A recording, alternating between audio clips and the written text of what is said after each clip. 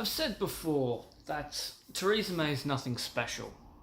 Our current Prime Minister is a cardboard cutout. She is the standard template of what a Conservative politician is.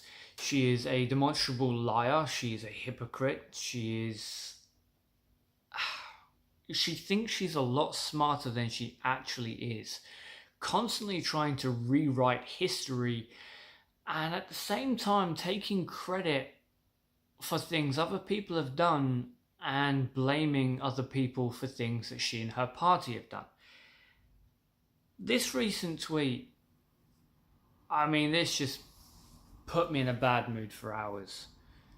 So, Theresa May recently tweeted, "We not only have the highest employment since World War II, but also the highest minimum wage ever. But we want to go further and end low pay completely in the UK. The only way we will do this is with the Conservatives' balanced approach to the economy." There is a lot to unpack in that, but let's start with highest minimum wage ever. First off, comparing it to World War II, I should fucking hope it's higher than when it was in World War II. Back then we were still using the goddamn shillings. If we had that minimum wage today, people wouldn't be able to afford their monthly food bill, let alone their goddamn rent. But you didn't raise the minimum wage because you're just good people. Because, let's face it, there is nothing that's stopping you from raising it to £15 an hour. Absolutely nothing. You could do that like that.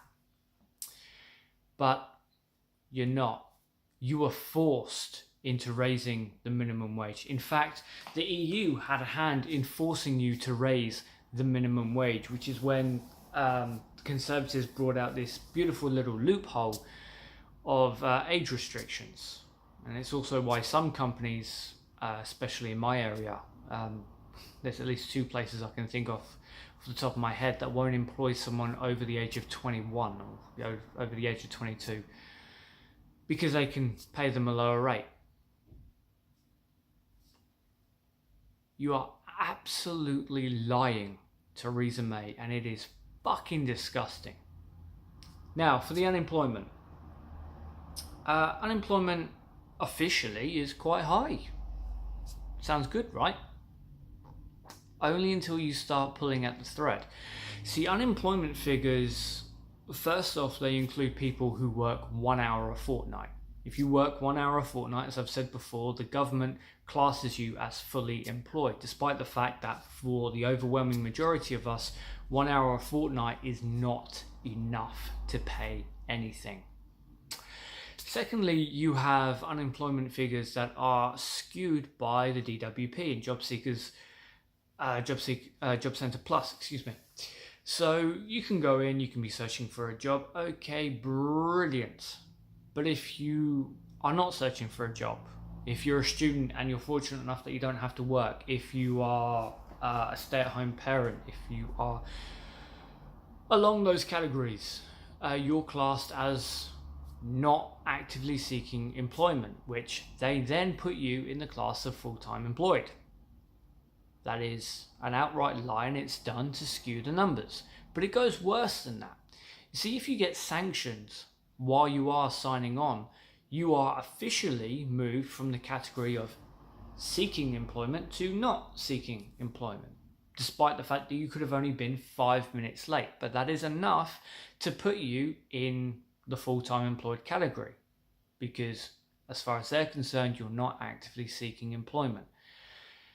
This is gut-wrenching and should piss everyone off when you start reading the amount of stories of people who are sick and disabled, who are going into hospital, who are severely disabled and cannot get to the job centre, who cannot work, and yet they are being told, or you need to reapply for unemployment, for disability allowance and things of that nature.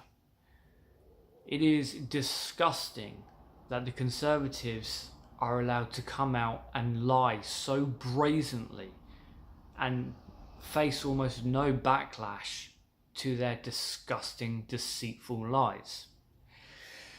Secondly, now I've already said if the Conservatives, if Theresa May actually wanted to raise the minimum wage, she absolutely could.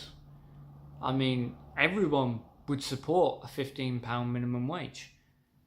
Absolutely everyone. Well, maybe not the companies at first, but here's the thing: when you raise money for people at the bottom, they spend it. As I've said in previous videos, you can give a multi-millionaire or billionaire a tax break and a tax cut, and okay, maybe they'll buy a yacht every now and then, maybe they'll buy a new house, but the money they're putting into the economy is not the same as giving someone at the lower end of the scale an extra £400-500 a month.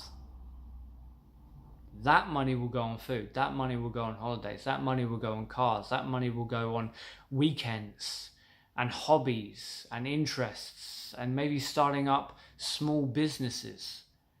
That money is better off in the hands of people who would actually put it into the economy.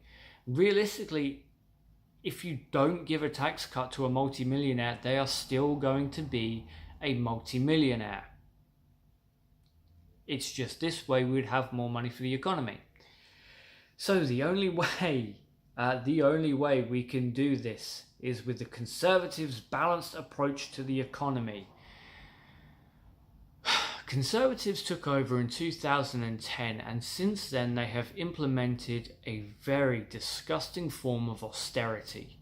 This is not balanced. This does not redistribute wealth. This does not help the economy in any way, shape or form. All this does is give more money to the wealthy and punish people who weren't lucky enough to be born into wealthy families. Theresa May, you are a fucking liar. And the Conservative Party follow your lead. Even when you're gone, they'll still be putting out shit like this. Jeremy Corbyn, man up, get a little more fire in your belly, and actually call this shit out.